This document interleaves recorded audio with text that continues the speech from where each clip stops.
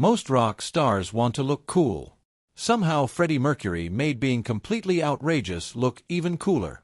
From destroying interviewers to stealing every room he walked into, these are the moments that prove nobody did fabulous quite like Freddie Mercury. Going back to the show, do you think it's more than a coincidence that sentiments like "we've got to build this world together" should come just when rock is showing politicians where they've actually failed? Oh, darling, what kind of question is that you answering? It's too heavy. Having one of the greatest voices ever wasn't enough for Freddie. He also had a sixth sense for spotting a double meaning before anyone else in the room. What about the actual work in the studio when you four come together and everybody wants to bring his side of songs? Yeah, that happens all the time, yeah. It sounds like having also it's like a cockfight, isn't it? Yeah. Yeah, well, we've all, four cocks fighting. God, it's getting nice, this. What? Interview? Oh, don't be ridiculous. No. And once Freddie found an opening, there was no stopping him. Because making people laugh was only slightly behind making great music on his priority list. If my record reaches you out of Mongolia, destroy it, exactly, see? Destroy it, just like that. I mean, really. Well, Freddie, I knew you were explosive, but not that explosive. I mean, really. Did you know you were that explosive? I can make a bigger bang than that, dear. Most celebrities dodge awkward questions. Freddie treated them like a personal challenge and somehow made the answer even more awkward. Do you get intimidated by the size of that crowd? No, the bigger the better. In everything. But nothing reveals how Freddie's mind worked better than hearing who he'd actually want to meet from history. The answer is exactly as glamorous as you'd expect. If there was anyone in history, living or dead, that you could meet and speak with, who would that be and what would you talk about?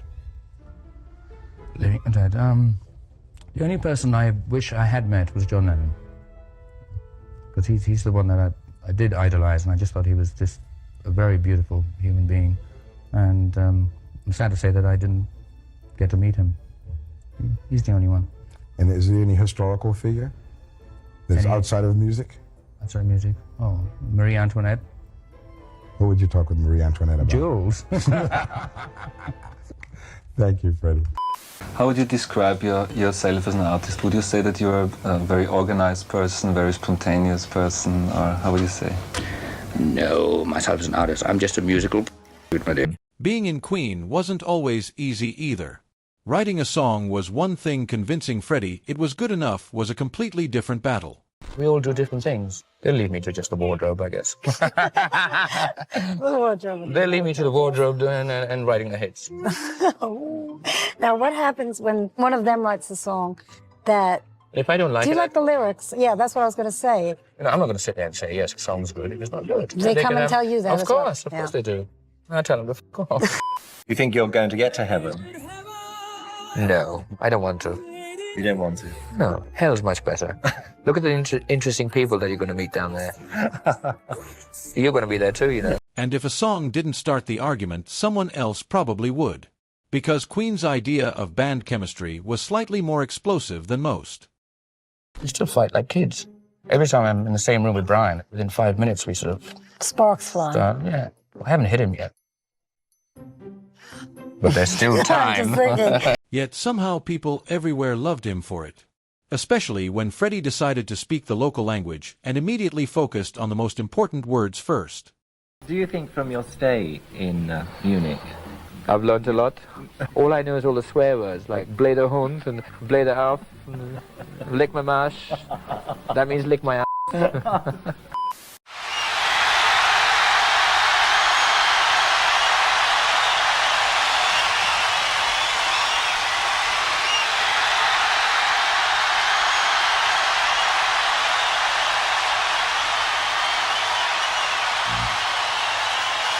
Most rock stars pretend money doesn't matter. Freddie heard that idea and laughed all the way to the bank. Are you very, very rich? Oh, I'm extremely rich. Do you like being rich? Of course. What do you do with your money? I flaunt it. What do you do with your money? I spend it. On what? All kinds of things. On furniture, I buy houses. I've got this house in London, which I've had for 4 years. It's like a mini mansion. It's right in the middle of London, and I haven't moved into it yet. I mean, I had it revamped, I had it redecorated. It took me 3.5 years, and I still haven't moved into it. How does it feel? It's the end of a day like that. Do you like your job in an evening like that? I love my job, but I hate talking to people like you. And if you ever wondered how Queen stayed together for so long, don't expect a heartfelt answer. Freddie had a much more honest explanation. You just started your second decade together as a band. Oh my God, you make me feel so old. What do you think that has kept the band... Don't I look good? Yeah, you look great, Freddie. What do you think has kept the band together and so intact, and same personnel Money. for so many years? That doesn't seem to be the motivating force with many other bands. Oh, we love the money. If they say they don't like the money, they're talking out of their ass, to be honest. They really are. Look, it's Hungarian. Ow, and it's delicious. Some more? Okay, I shall have one. It's strong. Even reaching #1 wasn't enough to guarantee a normal day with Queen, because the celebration somehow turned into a disaster almost immediately. We would just check it into one of the hotels, and we realized that Bohemian Rhapsody had gone to #1, and the funny thing is, the four of us were in a lift. Probably only the first time that it happened, because normally we have bodyguards and everything. We were jumping up and down, and the lift stopped. So there we are. I thought, my God, here's the #1 group in England, just going to suffocate in this damn lift. To the public, Freddie looked completely unpredictable. Inside the studio, though, he transformed into something nobody expected. Dave, what was it like to work with such an extrovert character like Freddie Mercury?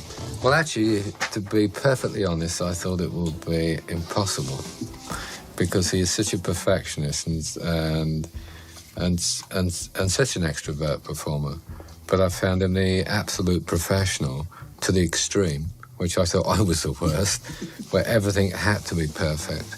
But he would give 100% of himself, and he doesn't like starting work until sort of 6, 7 in the evening and working till 6. But that 12-hour period, he gave a performance. Every take was a performance, giving 101%. And I think Freddie's the only performer I've actually worked with that every take is like a performance in front of an audience of thousands. That's very nice of you. I tell you, this is no cheap Queen you're working with. You said the rest of the guys have houses in LA. I assume you mean the other members of Queen. Yeah, who do you think I meant? What are their names again? No, I'm sorry. Stop that. It's Brian, Roger, and John. Roger and John, yes. I sometimes forget them too. But you don't really hang out with them or anything, do you? Do you have hobbies? I am not... Yeah, a lot of...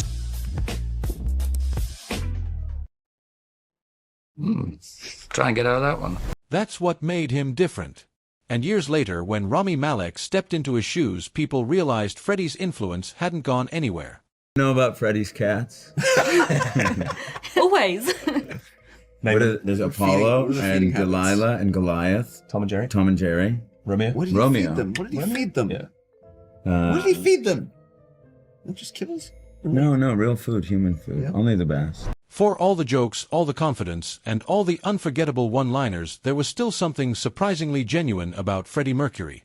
That's why decades later people aren't just remembering a rock star, they're remembering a one-of-one. If you enjoyed the video, don't forget to like, subscribe, and join us for more unbelievable celebrity moments.